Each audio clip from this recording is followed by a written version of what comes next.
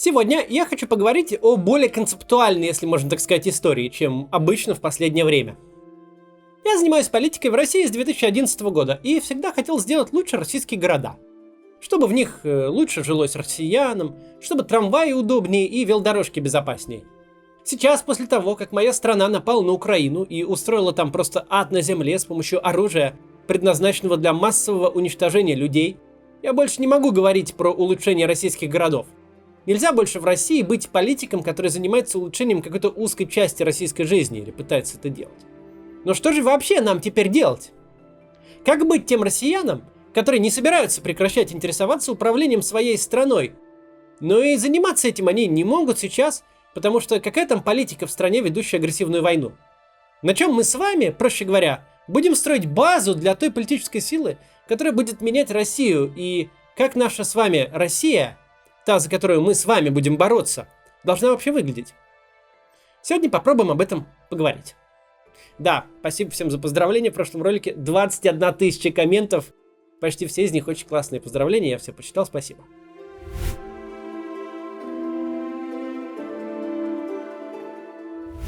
Так вот, строить мы будем новую Россию с вами, друзья, на основе идей гуманизма. Мне всегда казалось, что это какая-то базовая вещь для любого человека 21 века. Но сейчас мы с вами видим, что нет, не базовая. Что немного Соловьева из телевизора, и вот уже вполне себе добрые бабушки и дедушки говорят, что так и надо было делать, из танка по Мариуполю стрелять. Что такое гуманизм? Это система ценностей, в рамках которой главное – это человеческая жизнь. А все, что делается в мире, должно быть направлено на то, чтобы человеку было жить безопасно, комфортно, ну и вообще счастливо и хорошо, и долго. Либеральный гуманизм это. Казалось бы, это банально. Но ничего подобного в России не проговаривалось в общественно-политической дискуссии, кажется, с 90-х годов. Либеральный гуманизм и цель улучшения жизни человека будет базой для нашей будущей политической силы с вами. На школьных уроках обществознания учителя иногда задают школьникам извечный вопрос: государство для человека или человек для государства? Хороший педагог при этом не предполагает, что есть какой-то единственно правильный выбор.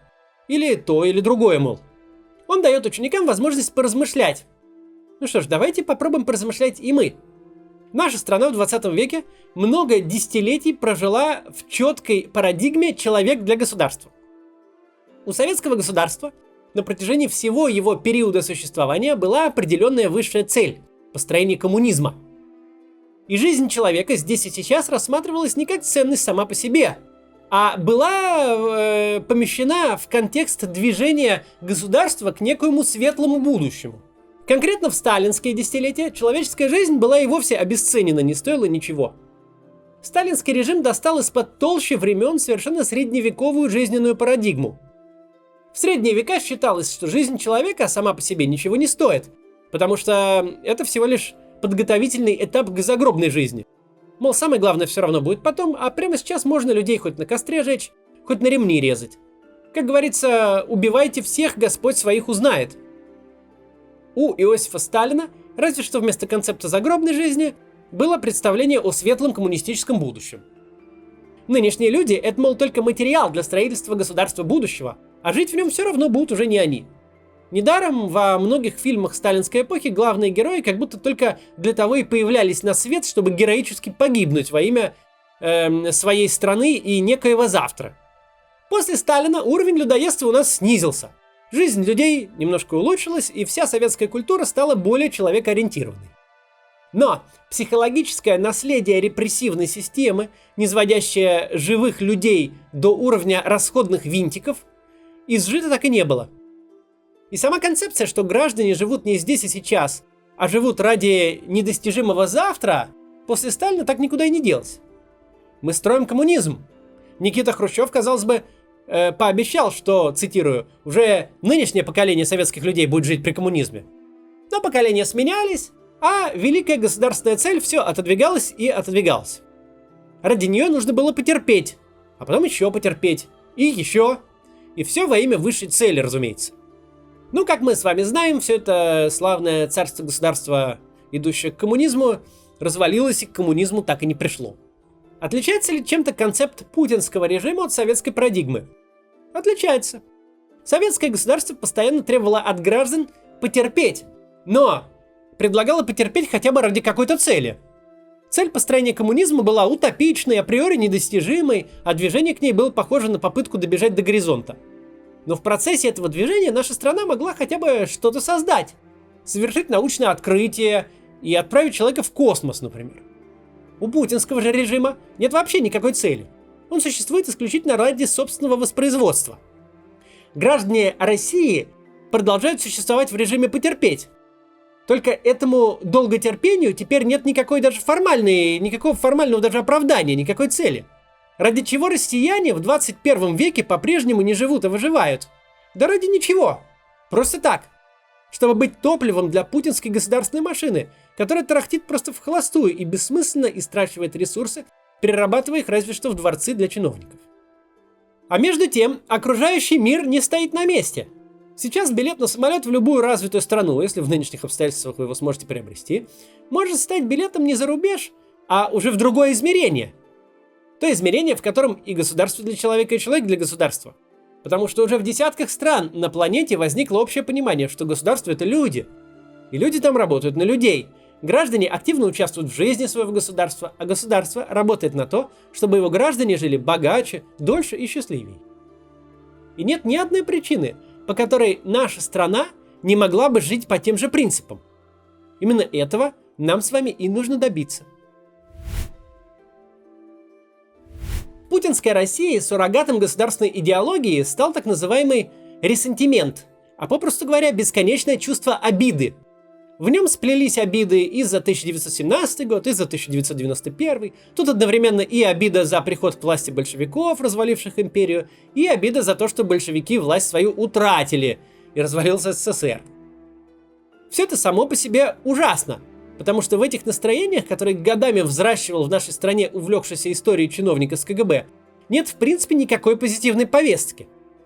Обида — это психология проигравшего. С таким настроением можно лишь проматывать наследие Королева и Курчатова, но новые Королевы и Курчатовы, Тарковские и Шолоховы никогда не смогут себя реализовать, если только не уедут за границу. В этом году мы дошли до ситуации, когда ради абсолютного ничего у людей уже не просто планомерно ухудшается уровень жизни. Десятки тысяч людей стали терять свои жизни. Это какая-то новая стадия антигуманизма — напасть на Украину и убивать там людей просто так, даже без какой-то вообще намека на какую-то цель, просто так. Только во имя засевших в голове обид. Одна из самых чудовищных вещей, которая происходит на любой войне, это снижение ценности человеческой жизни, которая в нашей стране и без того по меркам 21 века была невысока. Сейчас наше государство демонстрирует просто запредельную утрату моральных ориентиров. Отечественная пропаганда категорически отрицает жертвы среди мирных граждан Украины от действий российской армии. Мол, сами себя бомбят и тому подобное. А Сергей Лавров на эту тему высказался с еще большим цинизмом. Хотя, казалось бы, куда уж циничней. Вот просто посмотрите видео. Вы говорите высокоточное оружие, но сотни мирных граждан уже погибли. Сейчас Международный уголовный суд начинает расследование. Вы готовите свою стратегию обороны и защиты в суде? Вот острые вопросы задавать. У вас будет наверняка аудитория. Вы будете даже эту аудиторию заводить так эмоционально. Это ваша работа, как я понимаю. Это не столько средство массовой информации, сколько инструмент вбивания в головы людям того, что нужно западным руководителям. Я еще раз хочу сказать, не оправдываю никаких действий, которые приводят к гибели гражданских лиц. Но не мы придумали выражение collateral damage. Его придумали наши западные коллеги во время своих авантюр и в Ираке, до этого в других странах, и в той же самой Латинской Америке. Подумаешь, говорит, погибли сотни и тысячи мирных украинских граждан. А вот американцы-то в Ираке вон что натворили. Почему же типа нам нельзя? Наплевать российскому государству не только на украинцев, но и на россиян, которые служат в российских вооруженных силах. Они в Украине массово погибают ни за что. Больше месяца назад, 25 марта, российская Минобороны отчиталась о гибели в Украине 1351 российского военнослужащего. Цифра явно занижена, не сказано о пропавших без вести, о жертвах среди Росгвардии, но давайте возьмем это официальное число, которое вызывает большие сомнения и уж точно уже сильно устарело. В Украине за месяц погибли почти 1500 россиян. И ничего, никаких дебатов в парламенте, никаких диспутов в правительстве, никакой дискуссии в СМИ, ну кроме как вот в Ютубе, никаких протестов со стороны губернаторов тех субъектов, которые отправили в армию молодых здоровых парней, а назад получили гробы. Подумаешь, почти 1500 погибших. У нас тут коронавирусная избыточная смертность 1 миллион россиян, и ничего, так что какое нам дело до каких-то 1500 солдат? Это просто ненормально. В Германии в 2008 году были бурные политические дискуссии по поводу пребывания в Афганистане немецких военных. Ряд депутатов Бундестага выступал за немедленный вывод германского контингента, а причиной была гибель 30 военнослужащих Бундесвера за 7 лет. 30 за 7 лет! А не почти 1500 за месяц! Да еще и по данным, не заслуживающим доверия, которые могут быть в 10 раз вообще ниже. Неудивительно, что российский президент с такой легкостью отдает приказы, которые приводят к разрушению целых украинских городов вместе с гибелью их жителей, если у нашей страны такое отношение даже к собственным гражданам. Какая могла быть помощь нашим на Донбассе, если даже россияне не воспринимаются в России как наши, а их гибель не становится общенациональной трагедией? Наша с вами ответственность — вернуть запрос на гуманность, на человеческое отношение к людям. Потому что если бы ценность жизни и нетерпимость к смерти в России были бы на уровне развитых европейских государств, власть не отправила бы российскую армию убивать украинцев и гибнуть саму. Потому что она понимала бы необходимость отвечать перед обществом за каждого убитого украинца и за каждого погибшего непонятно за что и непонятно зачем российского солдата. Посреди всего творящегося ада, кстати, меня просто восхищает поведение очень многих граждан Украины, которые каким-то невероятным образом находят в себе человечность сострадать не только своим соотечественникам, но и даже россиянам, гражданам той страны, чья армия на них напала и уничтожает их города. Я много таких комментариев с сочувствием и поддержкой от зрителей из Украины вижу под своими видео, и это просто невероятно. Я знаю множество историй о том, как украинцы из тех самых городов, по которым бьет российская артиллерия, звонят своим знакомым в Россию, потому что они волнуются, как они там в Россию и не арестовали ли их. Помните, я говорил, что один из наших коллег, самый такой был патриотичный, и из-за начала войны он впал в тяжелую депрессию. Так вот, его утешают знакомые украинцы. Был даже случай, что девушка писала ему утешение в тот момент, когда она сама находилась в подвале под российскими снарядами. Она прям писала ему слова поддержки и добавляла: «Кстати, сейчас взорвалось совсем близко». Представляете себе такое? Кстати, если у вас есть подобные примеры, то напишите их в комментариях. Я потому что почитал подобные истории, они прям очень впечатляют. Но это ведь не только отношение простых людей, украинцев, у которых, казалось бы, есть полное моральное право ненавидеть нас всех без разбора. Это и официальная позиция украинского государства. Послушайте, например, что говорит советник офиса президента Украины Алексей Арестович, один из самых, таких медийных и популярных сейчас лиц украинской власти. В Украине, простите, господин Арестович, в Украине разделяют понятие «путинский режим» и народ России? Конечно, разделяем. Очень четко разделяем. Надо понимать, что и у нас есть своя пропаганда, в том числе лубочная, но она в основном не государственный характер носит, а личное творчество самоорганизованных граждан. Но вы знаете, я не сторонник лубочной пропаганды, ни сам по себе, ни тем более как представитель офиса президента. У нас очень четко разделяют таких людей, как Каспаров, и таких людей, как Путин. Арестович в своих интервью повторяет, что да, отдельные люди в Украине могут выступать в стилистике Ильи Эренбурга, и их легко понять. Но все же официальная позиция Киева – это разделять понятие «путинский режим» и «российские граждане». На контрасте посмотрите, как российский президент относится к российскому же гражданину, который обратился к нему за помощью. А потом я сразу поставлю видео, как украинский президент говорит о российских погибших солдатах, которые для него не соотечественники, а захватчики и оккупанты. Вот посмотрите и почувствуйте разницу. Здравствуйте, Владимир Владимирович. Здравствуйте. У меня вот такой вопрос. Я автолюбитель.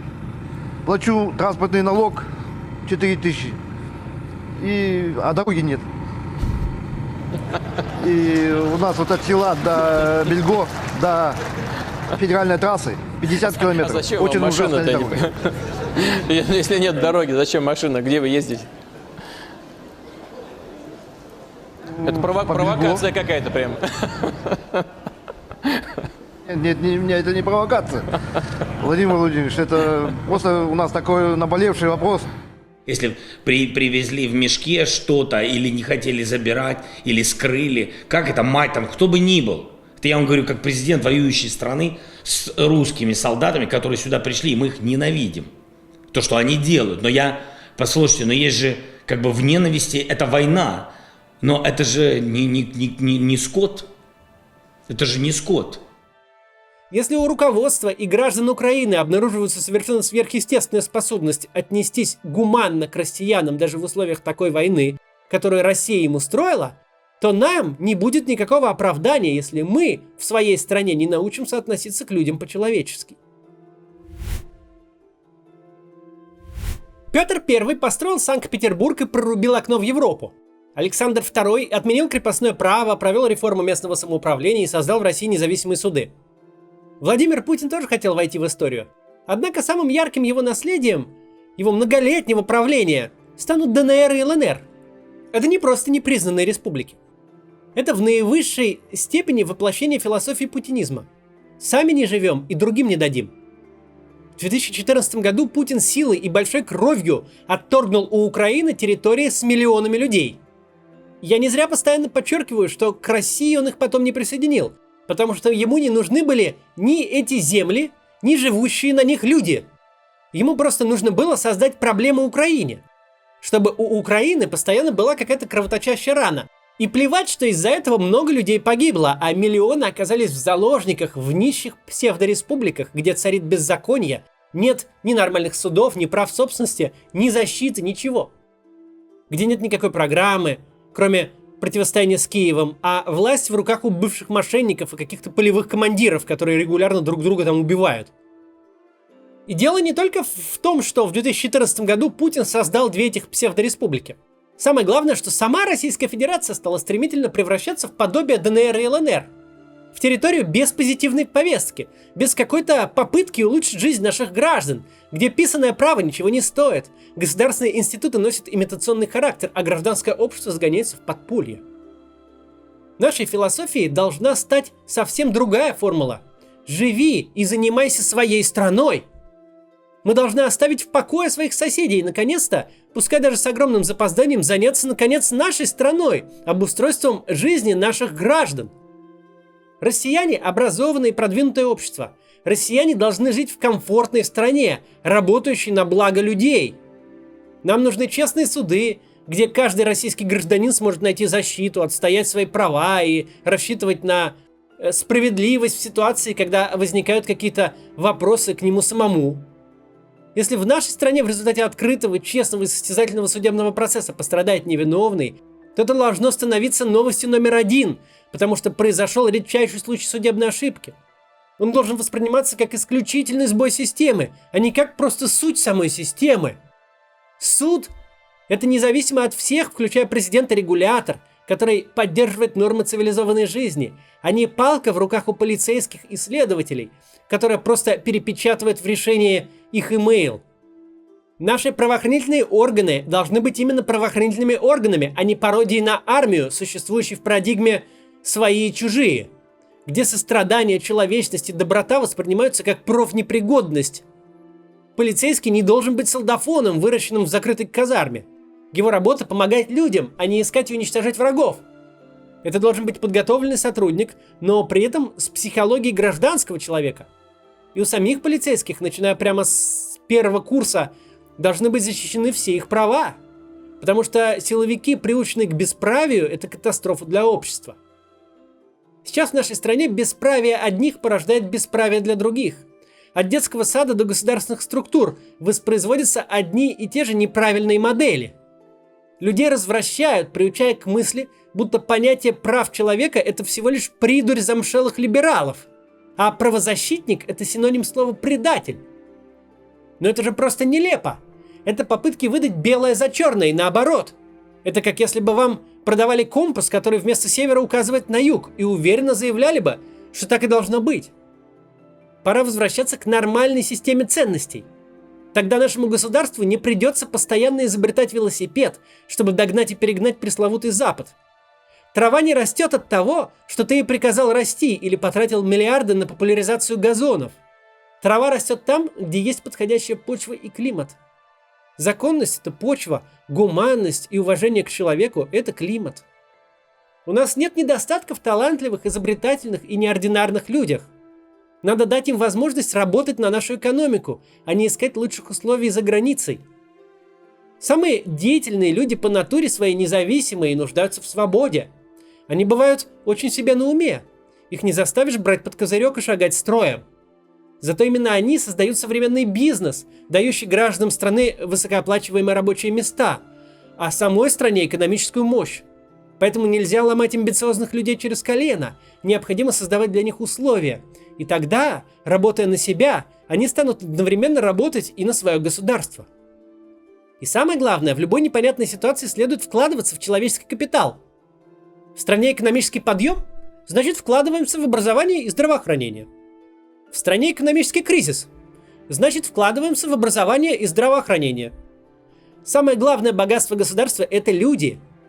Все, что мы видим вокруг себя, не считая природы, создано людьми. Улица, по которой мы идем, дома на этой улице и проезжающий по ней транспорт.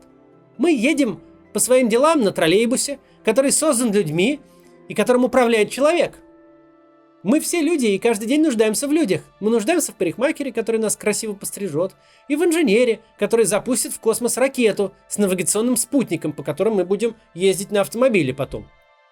А больше всего мы нуждаемся в людях, которые могут нас учить и лечить.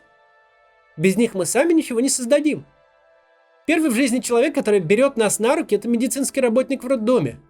Первые годы своей жизни мы проводим с детсадовскими воспитателями и школьными учителями не меньше времени, чем со своими родителями. Поэтому именно они самая главная элита в стране. От них зависит сам облик нашего государства. Всем этим людям должно быть хорошо жить в нашей стране. В этом должна быть наша цель, а не в соревновании с Америкой и не в построении русского мира. Гуманизм вовсе не означает неготовность решительно ответить на вызовы времени.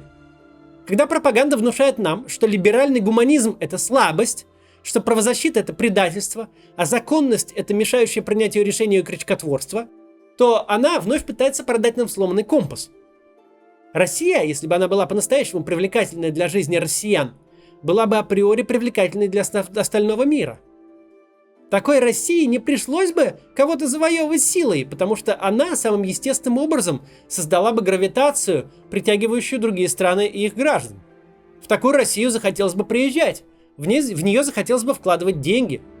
Где независимый суд и правоохранительные органы охраняют права, там не страшно инвестировать в долгую, с перспективой отбить вложения через 15-20 лет. Когда россияне начнут выбирать не между сыром и сырным продуктом, а между пармезаном и горгонзолой, тогда зарубежные государства будут бояться поругаться с Россией и потерять российский рынок. В международных отношениях силу любого государства определяет совокупность военно-экономического потенциала. Слабая экономика значит слабая страна, независимо от того, сколько у нее танков. Экономику создают люди.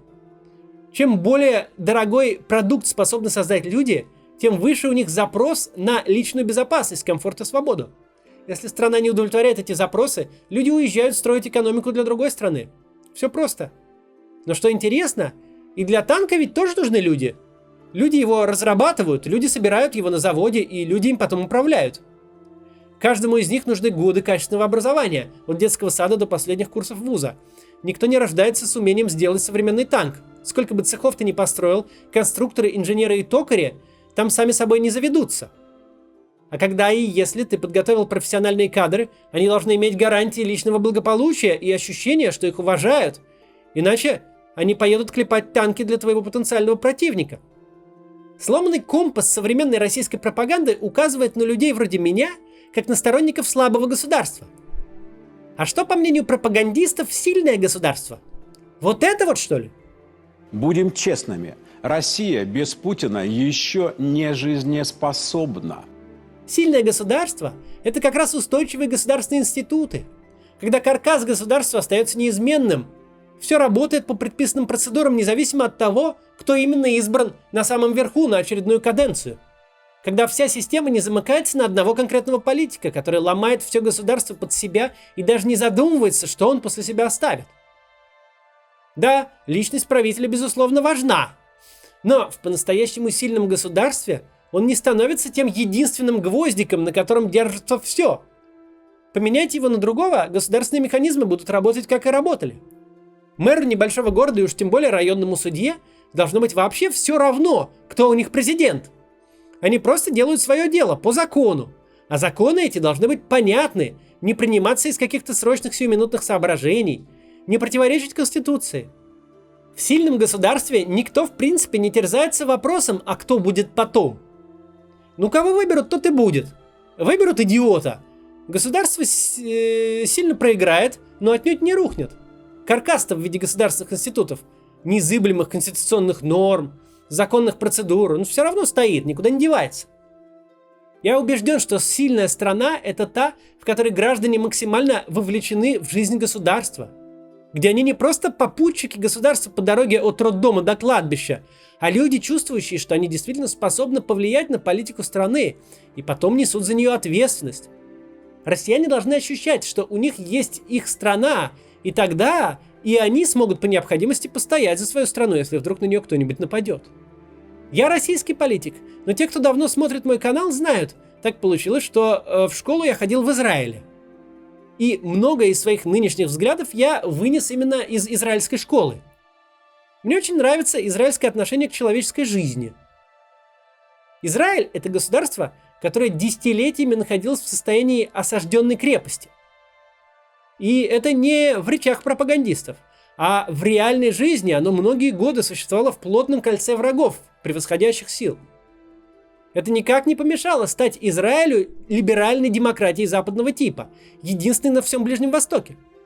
Многочисленные войны, ставившие эту страну на грань жизни и смерти, никак не мешали внутри страны проводить регулярные и даже досрочные выборы, менять власть.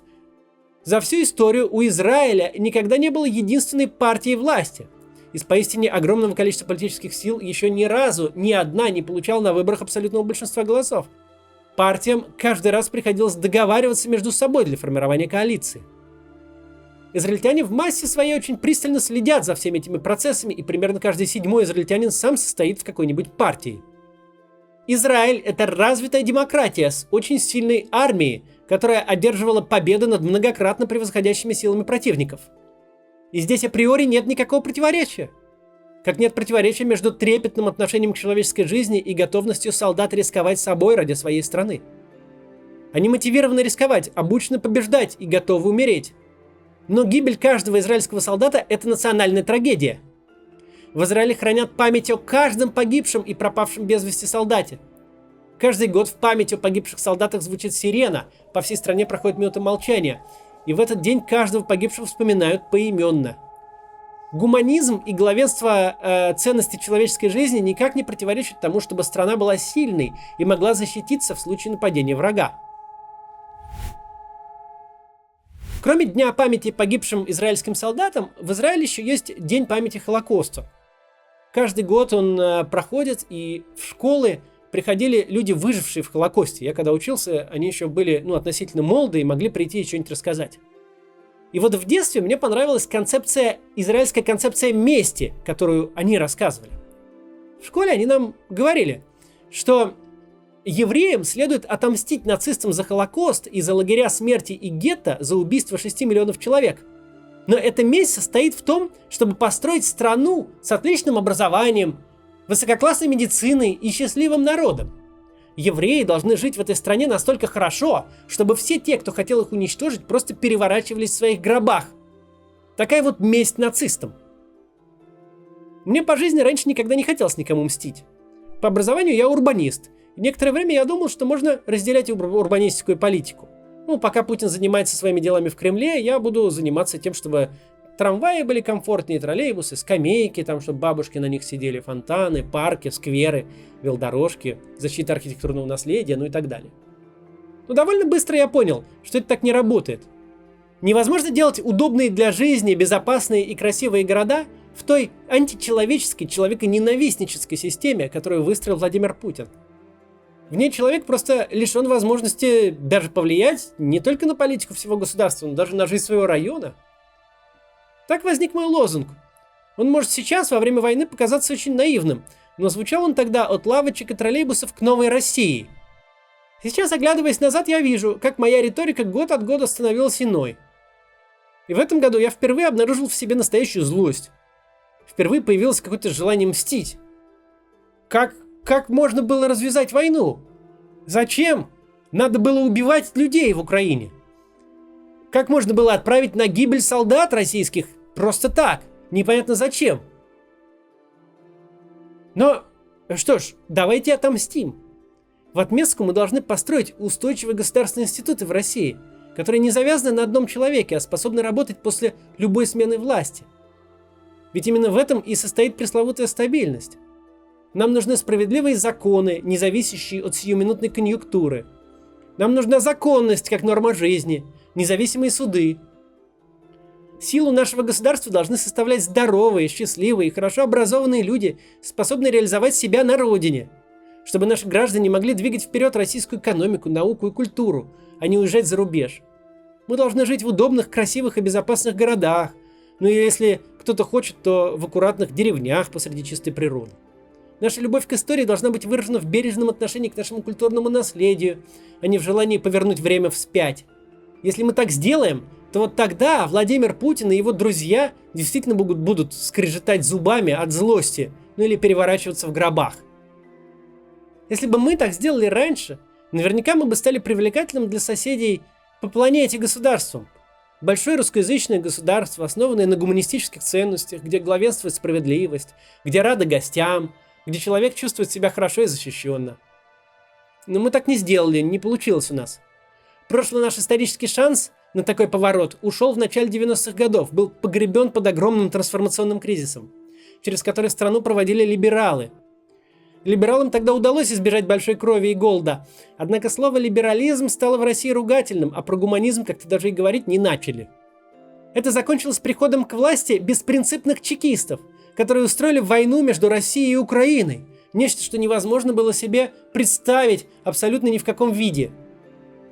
Мы с вами находимся на очень черной странице истории нашего государства и в очень низкой точке для нашей страны. Но, возможно, у нас с вами тоже будет шанс.